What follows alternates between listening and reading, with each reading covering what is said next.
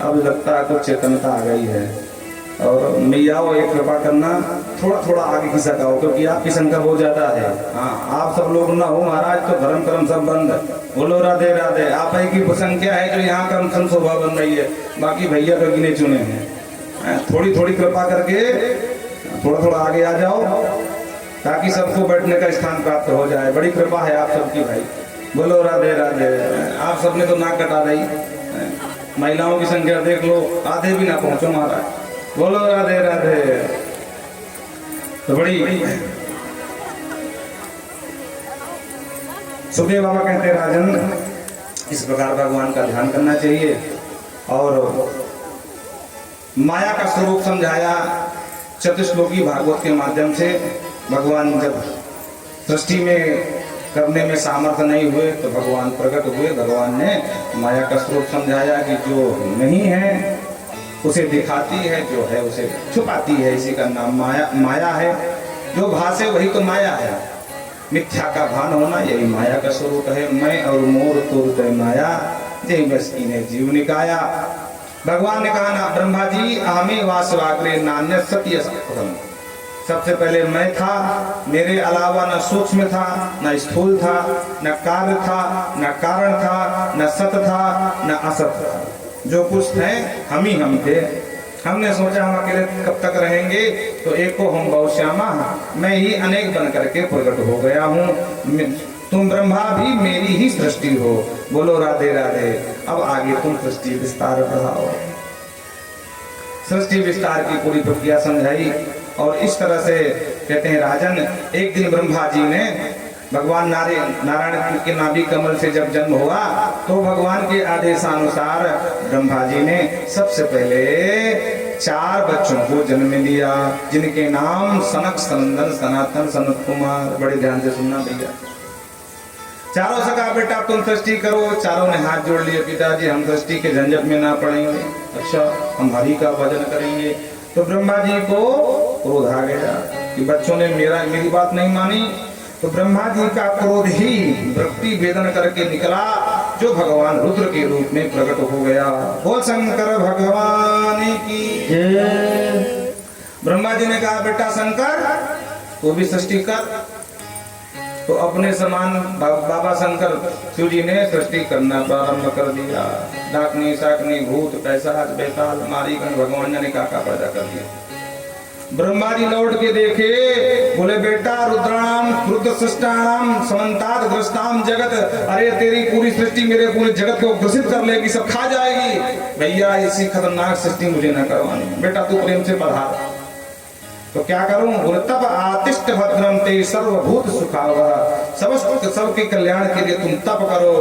तब जाकर के बाबा उठाए अपना दंड कमंडल और सीधे पहुंचे कैलाश। अरे विश्वनाथ मम नाथ पुरारे,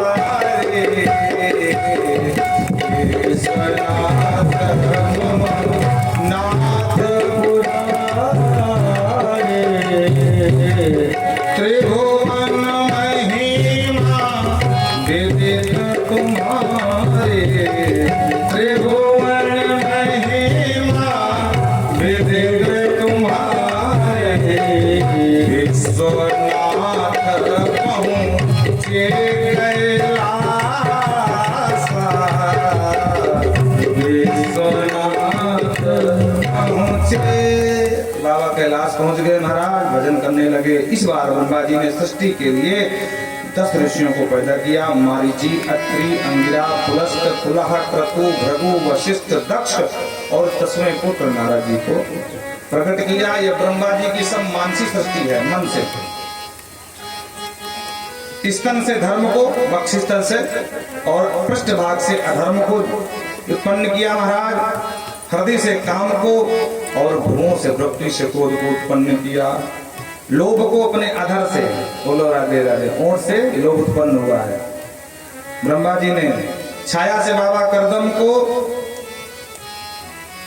जो देवहूति के पति बने, आगे चल करके बताते हैं। बोलो राधे राधे।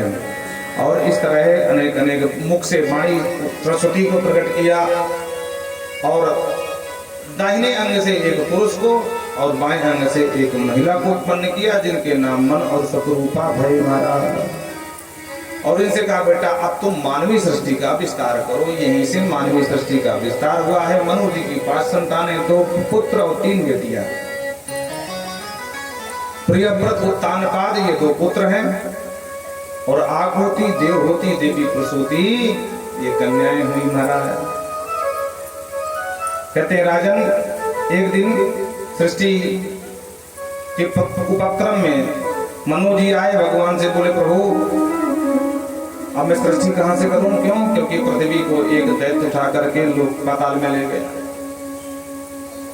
तो ब्रह्मा जी ने ध्यान किया और ब्रह्मा जी को ध्यान करते ही छींक आ गई। तो नासिका रंध्र से कारण शुक्र आत्मना भगवान शुक्र बन करके वाराह बन करके प्रकट हो गए। बोल वाराह भगवान की जय। सभी लोग वाराह भगवान की स्तुति गाए। जितम ते हे प्रभु आपकी जय हो जय हो। वाराह भगवान देखते देखते विशाल रूप ले लिया, पर्वत के समान पर्वताकार हो गए और सीधे जय सागर में भूदेवी को उस दैत्य से छीन करके लाए और भगवान ने पुनः स्थापित कर दिया। जो उसने देखा तो महाराज भगवान को देखकर कहता है ओहो वनगोचर आ गए। भगवान बोले हाँ हम वनगोचर हैं। सत्यम भयम भो वनगोचरा लगा। लेकिन युष्मान विधान मृगे ग्राम सिंहान, तुम जैसे ग्राम सिंहों से हम डरते नहीं हैं। हम शुकर हैं, सुमर हैं, पर तुम जैसे ग्राम सिंहों से नहीं डरते महाराज। अच्छा देखो संस्कृत में गाली बड़ी अच्छी सुनने में लगती महाराज। अब कोई न जानकार हो तो ग्राम सिंह का मतलब क्या जानेगा? यही जानेगा कि गांव में सिंह की तरह रहता हूं इसलिए मुझे ग्राम सिंह कहते हैं। बोलो राधे राधे। लेकिन ग्राम सिंह का मतलब ये नहीं होता है। ग्राम सिंह मतलब होता है कुत्ता। हाँ? अपने गांव में तुम्हारा भौं भौं भौं करता है, कहीं बाहर मिल जाए दुम दबा के भागता, उसको कहते हैं ग्राम सिंह। तो भगवान कहते हैं तुम जैसे ग्राम सिंहों को हम डरते नहीं है। तो महाराज वहीं युद्ध प्रारंभ हो गया। युद्ध करते करते भगवान ने इसको खूब खिलाया और अंत में महाराज करेण कर्ण मूले हम लिखा त्वष्टम मरुत्पति एक मुक्का मारा तो गोविंदाय नमो। बोल भक्तवत्सल भगवान की जय। हिरणाक्ष का भगवान ने उद्धार कर दिया। सुखदेव बाबा ने कहा राजन ये महाराज कश्यप की संतान थी। इनकी पत्नी का नाम था महाराज आदि पत्नियां अदिति अदिति आदि हैं। तो अदिति जी दिति देव माता अदिति नाम है, दैत्य माता दिति नाम है। तो दिति एक दिन आई कश्यप जी से रति याचना करने लगी। बाबा ने कहा ऐसा घोर तमा बेला, अरे ये बेला ठीक नहीं है। भगवान रुद्र घुमा करते हैं, भ्रमण करते हैं नंदी में बैठ करके। पर बहुत दुराग्रह किया तो इसकी याचना पूरी कर दी। जब कामित ज्वर शांत हुआ तो महाराज दिति आई, बोले सरकार आपकी आज्ञा के विरुद्ध मैंने कर्म किया है, अब क्या होगा? बोले क्या होगा? 2 आतंकवादी होंगे और क्या होगा? पूरी दुनिया को सताएंगे और क्या होगा? मारे डर के वर्ष 100 वर्ष तक इसने जन्म ही नहीं दिया बच्चों को। हाँ तब कश्यप जी के समझाने से फिर इसने जन्म दिया। क्यों कहती है कि महाराज ब्राह्मण का श्राप ना लगे मेरे बच्चों को, क्योंकि ब्राह्मण का श्राप लग गया तो ऐसे ब्राह्मण श्रापित जीव को नरकगामी जीव भी सम्मान नहीं करता, उसका कभी उद्धार नहीं होता।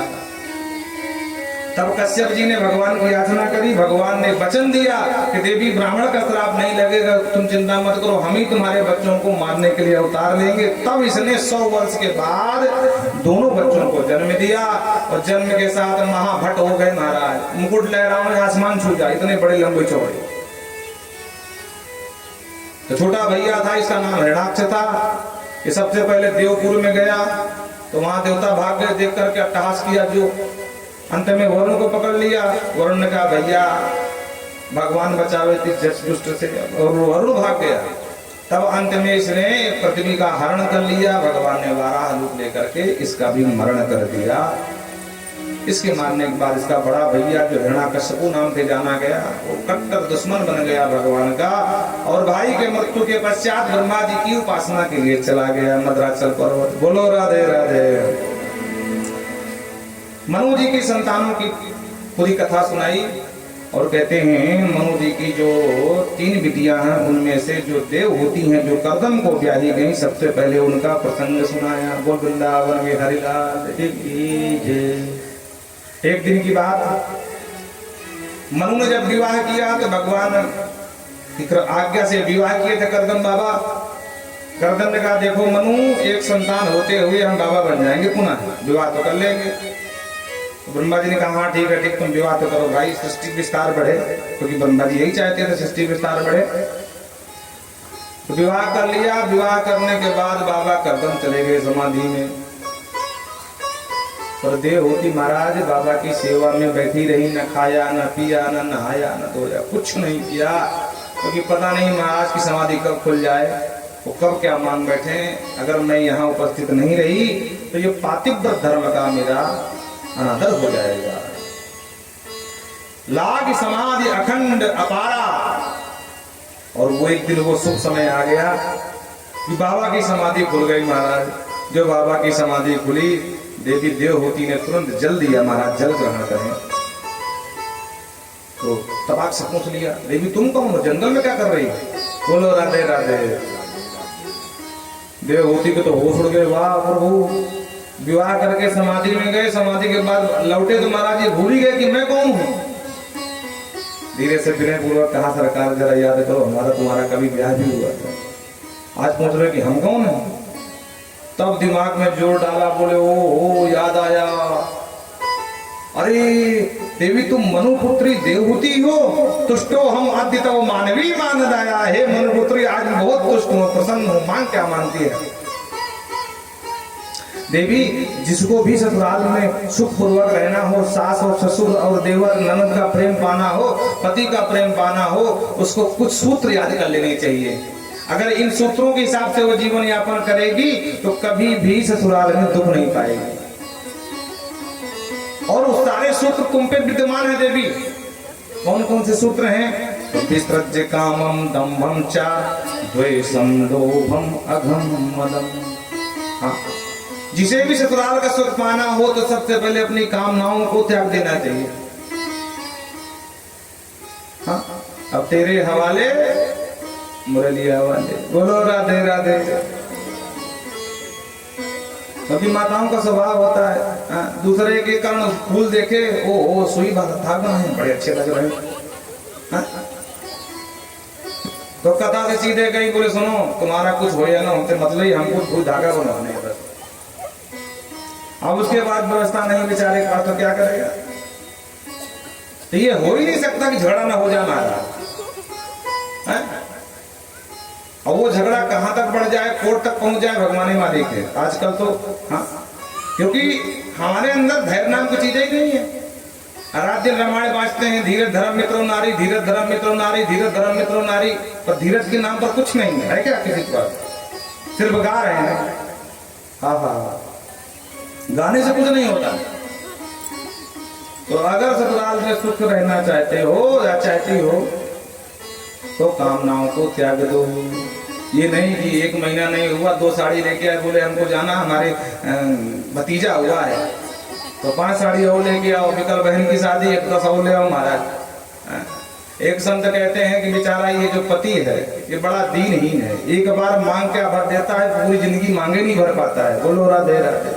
हाँ, बस एक बार मांग भर दे, पूरी जिंदगी मांगे नहीं भर पाता है। हाँ, बना भिखारी गधे की तरह 2 झोला महाराज, इधर सब्जी इधर जो है दाल आटा लिए घूमता दौड़ता रहता है। बोलो राधे राधे। आपने देखा एक बच्चे को इधर लिए, एक बच्चे को गोद में इधर बिठाए, तो गधे की तरह पूरा जीवन यापन ये करता रहता है। और शाम को जब थका हारा आया तो पानी की छोड़ बोलो सुनो पहले बताओ धागा बनेगी नहीं बनेगी? अब अगर तुमने कहते कि नहीं बनवाता तो बोले जाओ आज के फुलका भी खत्म, धरा है बेलन और आटा मार लो, लगा लो, रोटी बना के पा लो, तुम्हारा झगड़ा शुरू। तो विसृज्य कामम दम्भम। दम्भ समझते हो? दम्भ ही पाखंड है, मतलब ऊपरी जो आवरण है वो बड़ा अच्छा लगे, वाह ऊपर से लगो कि आप जो बड़े शांत हैं, बड़े सज्जन हैं, लेकिन अंदर मारा तो गंदगी भरी पड़ी रहे तो दम्भ कहते हैं। अंदर कटता है और बाहर से आ जैसे रसगुल्ला निकल रहे हो तुम्हारे मुंह से, ऐसे शब्द मीठे मीठे। और भैया जी सब ठीक है? हाँ भगवान की हमको बहुत लोग मिल जाते हैं। हाँ महाराज जी सब आपका आशीर्वाद है महाराज जी। तो ये बनावटी जो आपने स्वरूप बना रखा है इसको ही दम्भ कहते हैं। अब अंदर सोच रहे महाराज जी कब मौका मिले महाराज जी गला उतार ले, बोलो राधे राधे। तो ऊपर से सासू माँ बुलाएं, बहू अरे मैं हाँ मैया हाँ माता जी में आई, और जहाँ अपने कमरे में गई तो 1000 गारी माता जी को सुनाई। यही तो दम्भ है। ये बुढ़िया बैठे बैठे दिन भर जो है टर टर टर टर करती रहती है, कछु काम की ना काज की, दुश्मन अनाज की, और ऊपर से मोह परेशान करे।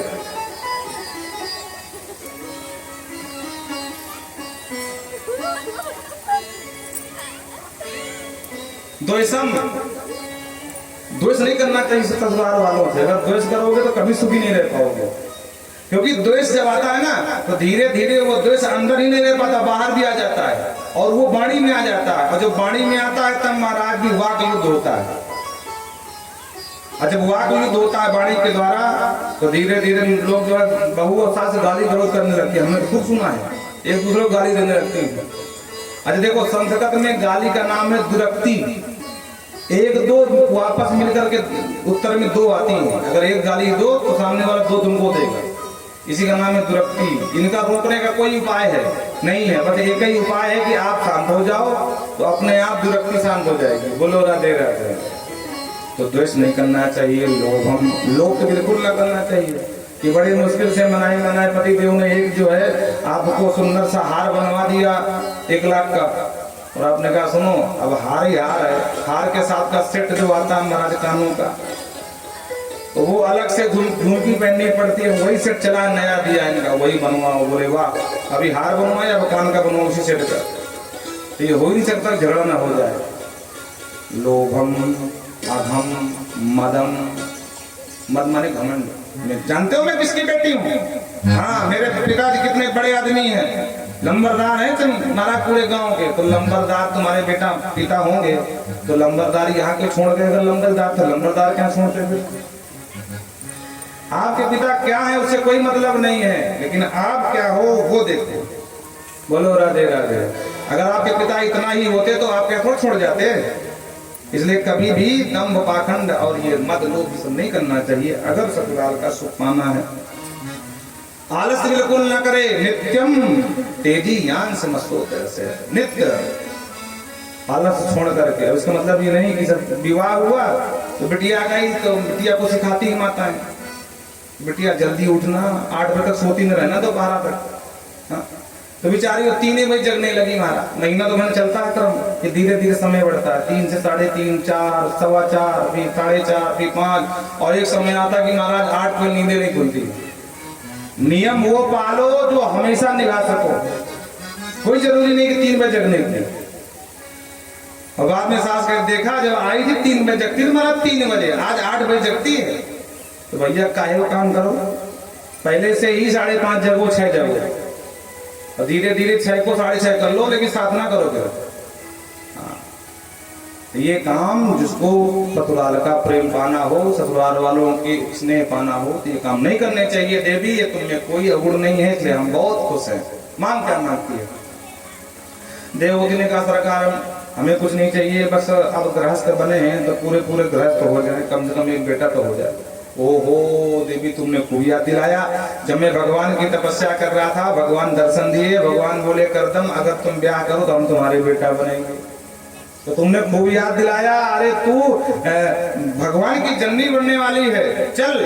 और एक कामक विमान प्रकट कर दिया अपने संकल्प माध्यम से, और उसमें न डीजल का काम न पेट्रोल का काम, फ्री के चंदन घिसर रंदन। विमान का जो काम ना करो, हे विमान हमको बम्बई घुमा दे अंधेरी। तो महाराज विमान में बैठ जाओ, खटपट खटपट करता हुआ विमान गया, मुंबई पहुंचा दिया। हे विमान बहुत जोर की भूख लगी है, 56 प्रकार के भोजन दे, 56 प्रकार के भोजन। ऐसा विमान के चाहे जितने सवारी बैठा लो, एक सीट खाली रहती है। बोलो राधे राधे। हाँ एक सीट हमेशा खाली रहे, ऑटोमेटिक सिस्टम। कम यात्री हैं तो सीट कम हो जाए महाराज, छोटा विमान हो जाए, ज्यादा है विमान बड़ा हो जाए। हाँ, ऑटोमेटिक सिस्टम था। सर्व काम दुगम दिव्यम सर्व रत्न विभूषितम, समस्त प्रकार के कामनाओं से और दिव्य रत्नों से एकदम युक्त विमान। कालांतर में खूब सुख भोगा महाराज। 9 बिटिया हो गई पर बेटा नहीं हुआ। करदम ने बोला वाह प्रभु, यहाँ तो एक बेटे की बात थी, यहाँ 9 बिटिया हो गई। करदम तुम फंस गए। उठाया दंड का मंडल और निकल लिया बन के लिए। बोले अब नहीं करना प्रतीक्षा भगवान की, भगवान पागल बनाते हैं, आएंगे नहीं। देख लिया थे होती ने तो पैर पकड़ लिया, सरकार कहाँ जा रहे हो? बोले देखो देवी, हमने पहले कही थी एक बेटा होगा बाबा बन जाएंगे। बेटा तो हुआ, 9 बिटिया हो गई, फालतू फंस गए, हम नहीं रुकने वाले। अब ये होती चरण पकड़ लिया, सरकार ठीक है आपको जाना चले जाना, ये बिटिया कुंवारी हैं, इनके कम कम हाथ पीले कर दो, ये पिता का धर्म है, फिर जहाँ जाना हो तो जाना। ठीक है देवी तो कहती है तो फटाफट 1 साल में निपटा रहा हूँ तब तो। हाँ, रुक गए और भगवान की ऐसी कृपा हुई कि कालांतर में विवाह के पहले ही, बिटियों के विवाह के पहले, लोके कपिल इति ख्याता घंटा से कीर्तिवर्धना, कपिल भगवान बेटे के रूप में आ गए। बोल कपिल भगवान की। देवताओं को मालूम पड़ा, लेकर के विविध बधाई दौड़ करके आए। ब्रह्मा जी भी गए दर्शन करने कपिल भगवान का। साथ में जो 10 बेटा थे, नारद बचपन से घुमक्कड़ कहीं घूमने निकल गए थे, साथ में 9 बेटा लेकर के आए। करदम जी ने देखा, बाबा को किया प्रणाम ब्रह्मा को।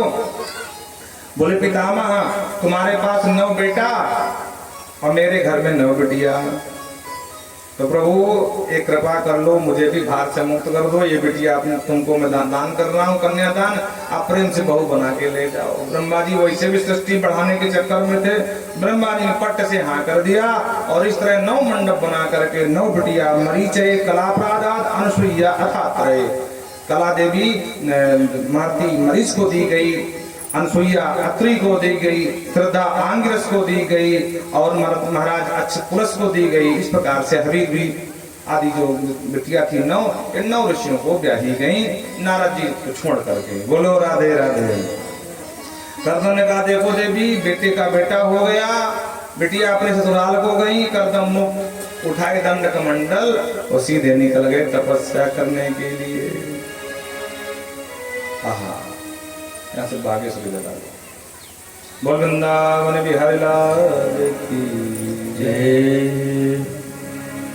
2-3 दिन तक तो कोई दिक्कत नहीं हुई देवी को, देवहूति को, लेकिन 2-3 दिन बाद महाराज,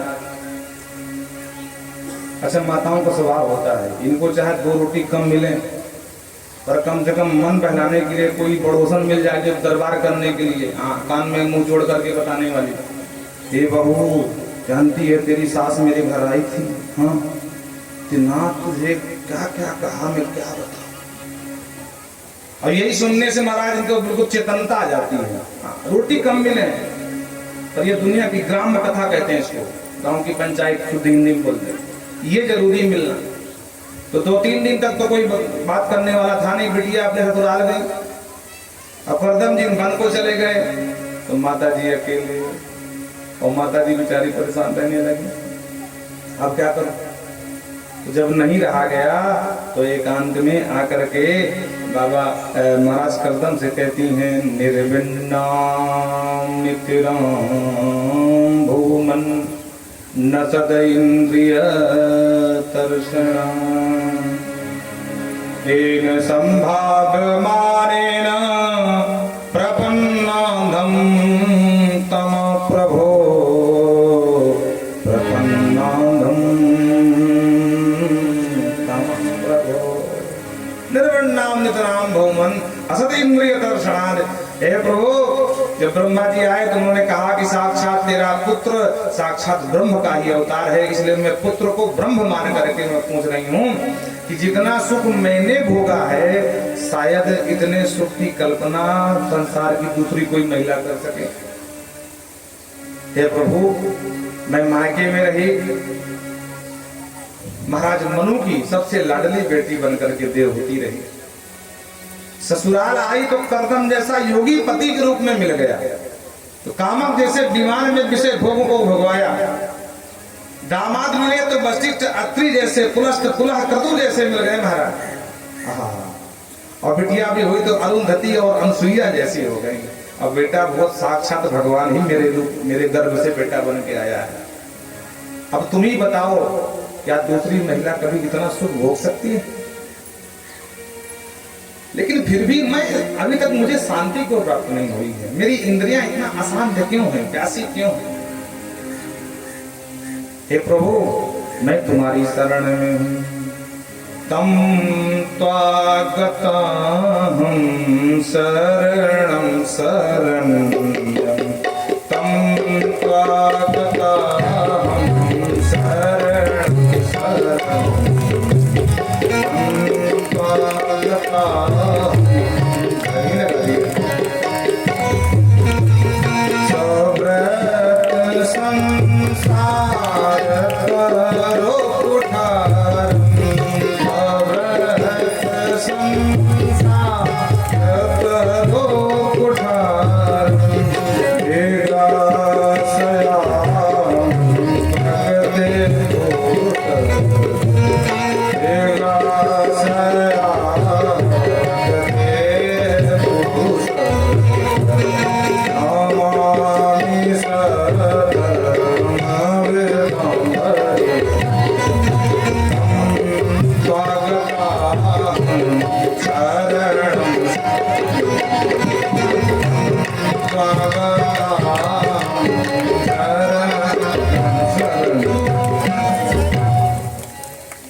हे प्रभु, मैं तुम्हारी शरण में हूँ। तम त्वागताहं शरणं शरण्यम, हे प्रभु मैं तुम्हारी शरण में हूँ, और मेरा जो अज्ञान रूपी जो वृक्ष है, अपने ज्ञान रूपी कुल्हाड़ी उठाइए और तरो कुठारम, और जड़ से मेरा अज्ञान काट डालिए। मैं तुम्हारी शरण में हूँ। जिज्ञासा लेकर के आई हूँ ताकि मेरा अंधकार दूर हो जाए। अब यहाँ से कपिल भगवान बोलते हैं, माता जी देखो, ये जो दुख का कारण है ये हमारा मन है। चेता खलवस बंधाय मुक्ते चात मनोमत, मुक्ति चात खल, मन ही मुक्ति का माध्यम है, मन ही बंधन का माध्यम है। माता जी, मन को भगवान से लगा दोगे तो यही मन हमारी मुक्ति का माध्यम बन जाएगा, और मन को जगत से लगा दोगे, संसार से लगा दोगे तो यही मन हमारे बंधन का कारण बन जाएगा। इसलिए जो है वृंदावन बिहारी लाल की जय। इसलिए माता जी, जैसे ताला एक ही होता है, ताला में चाबी एक ही होती है, और चाबी को इधर घुमाओ ताला बंद, और उधर घुमाओ ताला खुल जाता है। उसी प्रकार मन को ऊपर लगा दो भगवान की तरफ तो मोक्ष हो जाएगा, और अगर नीचे लगा दिया संसार में तो बंधन में पड़ोगे। माता जी, मन के हारे हार है, मन के जीते जी है। मन एव मनुष्याणाम कारणम बंध मोक्ष हो, मन ही बंधन और कारण का माध्यम है। बेटा जैसे मन नहीं लग रहा तो क्या करें? बोले जिसका मन लगा हुआ है माता जी, उनके चरण शरण ग्रहण कर लो।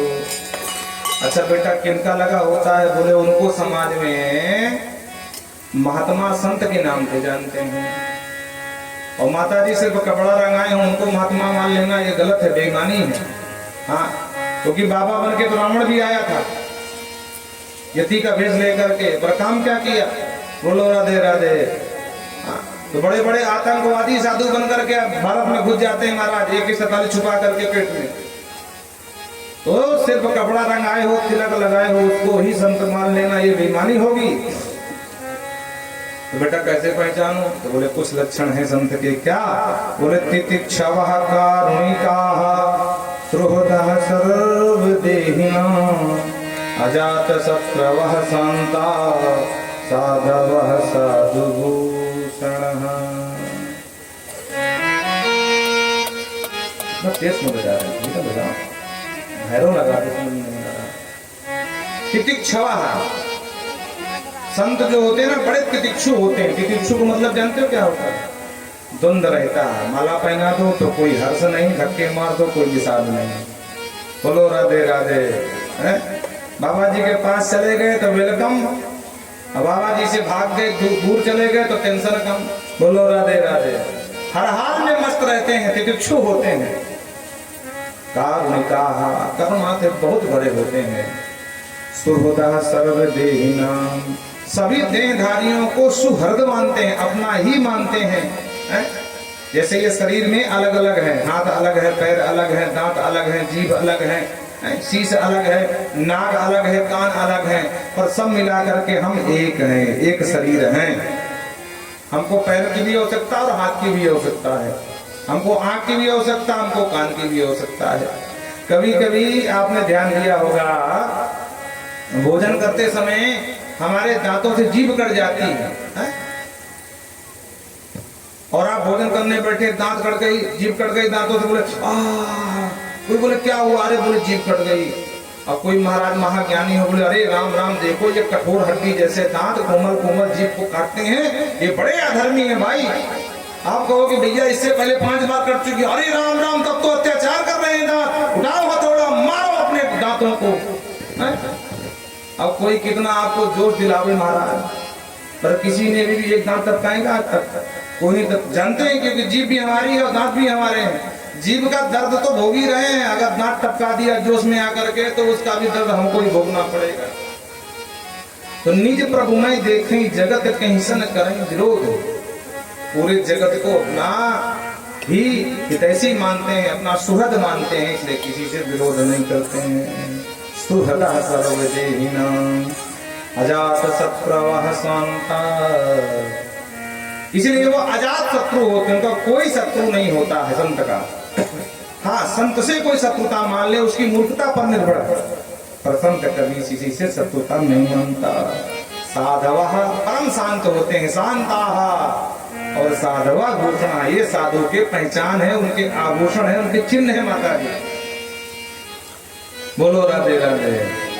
माता जी सर्वसंग विवर्जिता, वो सभी संग से विवर्जित होते हैं, साथ सबके साथ उठते बैठते हैं, पर किसी के अवगुण उनमें नहीं आते महाराज। ये तो हम सामान्य लोगों के बीच में सब कहानी बनती, महाराज मेरे दोस्त गुटखा खाते तो मैं भी खाने लगा।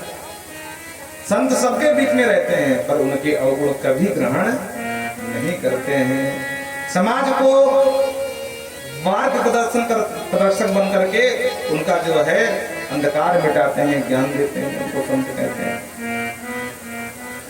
संग दोष हरा ही, वो समस्त प्रकार के संग दोष उनके अंदर व्याप्ता नहीं है। माता जी मद भयाति या तो यम सूरज तपति मद भयात, मेरे ही भय से महाराज कहते हैं कि वायु चलती है, सूर भी मेरे ही आज्ञा से तपता है, वर्ष 3 मृत्युश्चरति मद भयात, ये देवराज इंद्र मेरी ही आज्ञा में आकर पानी बरसाते हैं, मृत्युश्चरति मद भयात, और मृत्यु भी मेरी आज्ञा से चलती है। देखो चर धातु चलने को भी प्रयोग करते हैं और खाने को भी करते हैं। बोलो राधे राधे। चर धातु के 2 अर्थ हैं, एक तो चलना और एक खाना।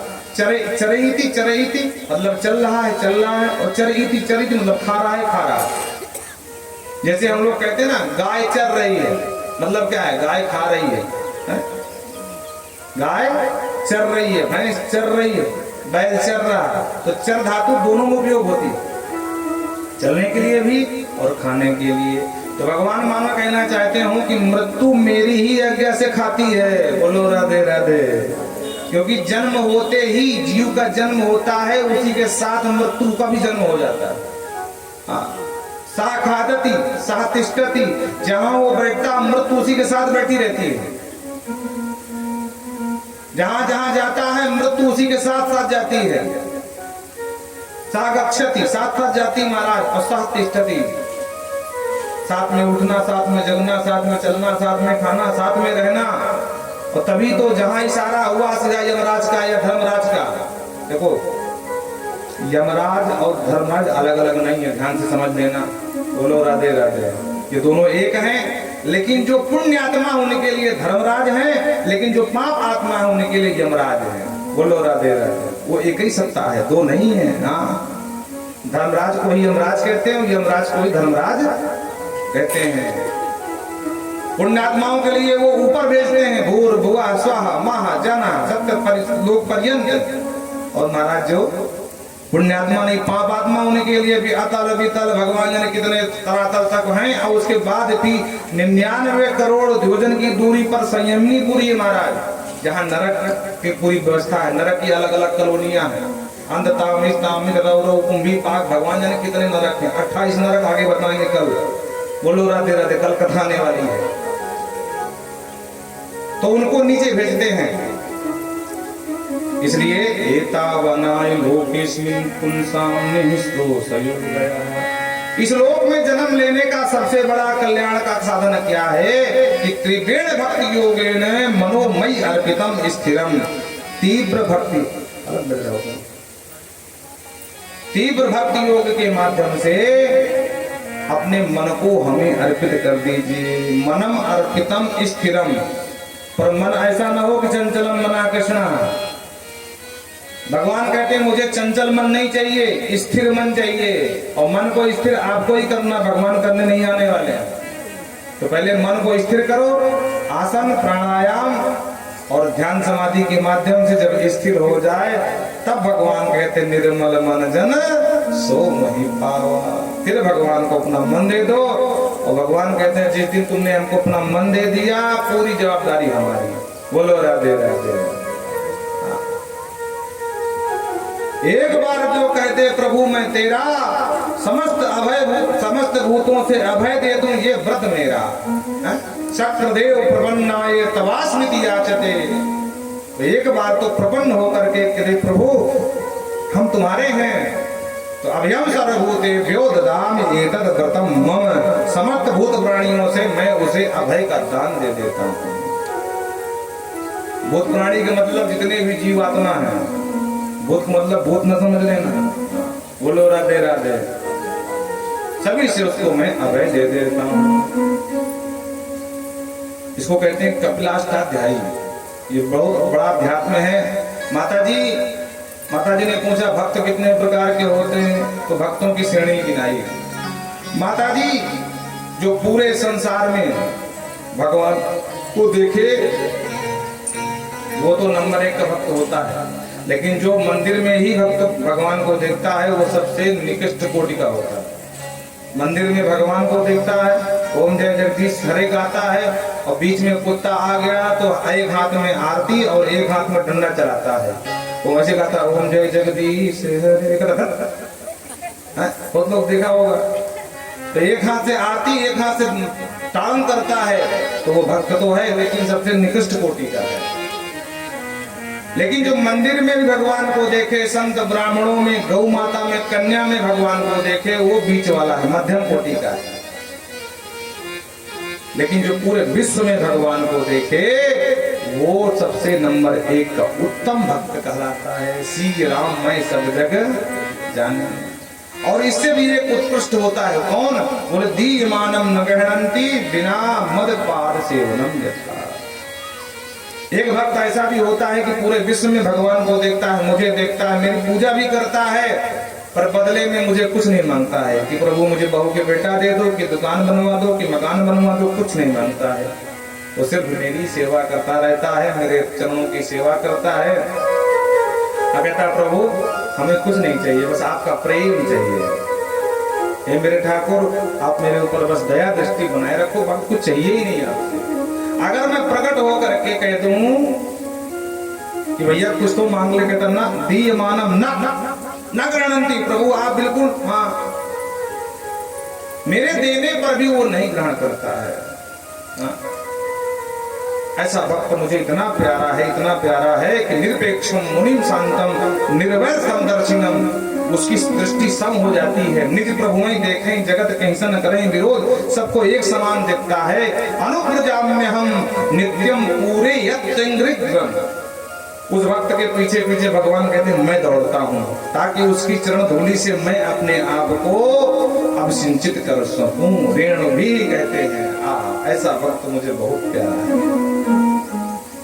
देखो भगवान से फालतू न मांगा करो कि सुख संपत्ति घर आवे, कष्ट मिटे तन का। भगवान सब जानते हैं, अंतर्यामी भाई हमको क्या चाहिए। और वो जानते हैं, उनका वचन है करम सदा तिनकई रखवारी जिन बालक राखे माँ तारी।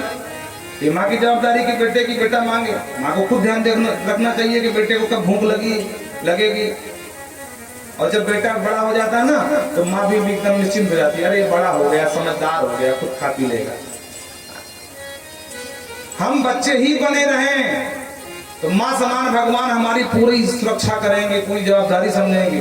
जब बालक छोटा होता है, अगर आग की तरफ जा रहा है तो माँ दौड़ के सब काम छोड़, अरे राम राम आग में जा रहा है मेरा बच्चा, दौड़ के जाती है, बालक को उठा के बाहर कर देती है। लेकिन जब वही बच्चा बड़ा हो जाता तो चाहे आग के पास जावे, चाहे हाथ से तलवार चलावे, माँ बिल्कुल निश्चिंत हो जाती है, क्योंकि बड़ा हो गया ना। इसलिए भैया हम बच्चे ही बने रहे हैं, छोटे बने रहने बड़े फायदे हैं और बड़े बने में बड़े झंझट हैं। आपने देखा होगा बड़े बड़े वृक्ष जब आंधी तूफान आता है ना, सब महाराज जड़ से उखड़ जाते हैं, लेकिन छोटी सी दूर्वा को दूब को कहीं कुछ नहीं होता, चाहे जितने तूफान आ जाए। यहाँ तक जमुना नदी की बाढ़ भी आ जाए तब भी कोई फर्क नहीं, बाढ़ खत्म, दूर्वा पुनः फिर हरी भरी हो जाती है। बोलो राधे राधे। इसलिए बड़े बनने में बहुत घाटा है, छोटे बने रहो तो भगवान की कृपा के पात्र बने रहोगे। कहते माता जी एक विडंबना ये है कि गृहेषु कूट धर्मेषु दुख तंत्रेषु तंत्रम अकुर्वन्त दुख प्रतिकारम सुख मनते गृही। ये जो गृहस्थी लोग हैं ये दुख का प्रतिकार करते करते उसी को सुख मान लेते हैं, पर वस्तुतः सुखी कभी हुए ये नहीं बता सकते हैं। जैसे हमको बहुत तेज भूख लगी हो और हमारे बोले भैया बस प्राण निकल जाएंगे, जो भी बासी जो भी हो फटाफट दे दे, और चकाचक 4 फुल्का दबा लिए, फुल्का में रोटी, और पेट में हाथ घुमा के बोले वाह भैया आनंद आ गया। तो हम आपसे पूछते आनंद कहाँ से आ गया? क्या रोटी में आनंद आ गया? अगर रोटी में आनंद था तो रोटी तो रोज खाते, रोज आनंद आना चाहिए। अरे आनंद नहीं आया, आप भूख से व्याकुल हो रहे थे, भूख से दुखी थे, तो भूख को शांत कर लिया, उसी को नाम दे दिया आनंद। बहुत लोग कहते वाह भैया इतना सुंदर भोजन कराया, आनंद आ गया। तो क्या खाने में आनंद था? खाते तो रोज आनंद क्यों नहीं आता? बहुत बड़ा बोझा ढो करके खोपड़ी में चले जा रहे हो, पसीना पसीना हो गए, वाह। और कोई सुंदर जो है नीम का पेड़ दिख गया तो तुरंत अपना भार गट्ठर फेंके लकड़ी का और बैठ गए नीम के नीचे, और मंद मंद सुमंद वायु चली, बोले वाह भैया आनंद आ गया, आनंद आ गया। कहाँ से आनंद आ गया? पेड़ से आ गया। तो पेड़ तो बहुत सारे, रोज पेड़ नीचे बैठते, आनंद क्यों नहीं आता भाई?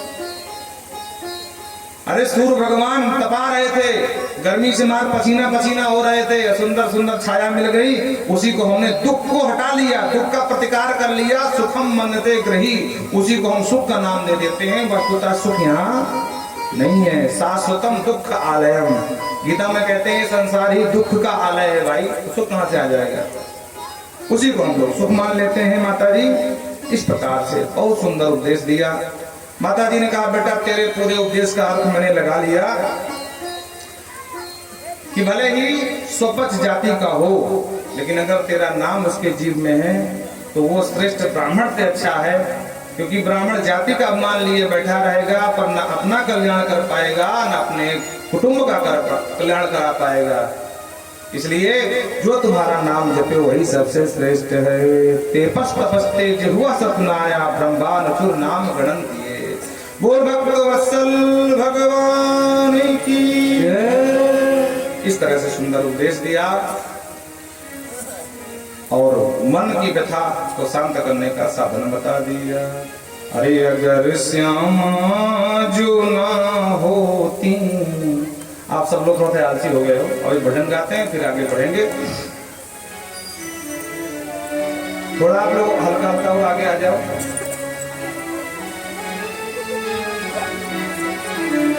तो हम जैसों का क्या होता अगर श्यामा जो ना होती, तो हम जैसों का क्या होता अगर श्यामा जो ना होती, तो हम जैसों का क्या होता अगर श्यामा जो ना हो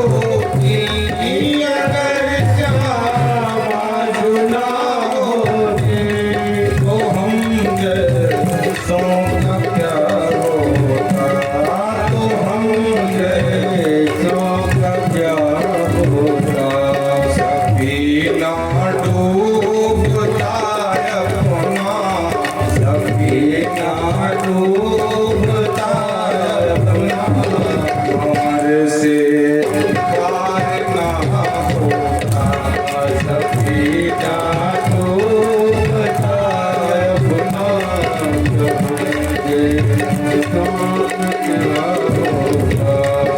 अगर श्यामा सुना होती तो हमसे सो क्या होता अगर श्यामा सुना होती तो हमसे सो क्या होता राधे भाव के साथ ताली बजाते हुए बेटी बेटी आहा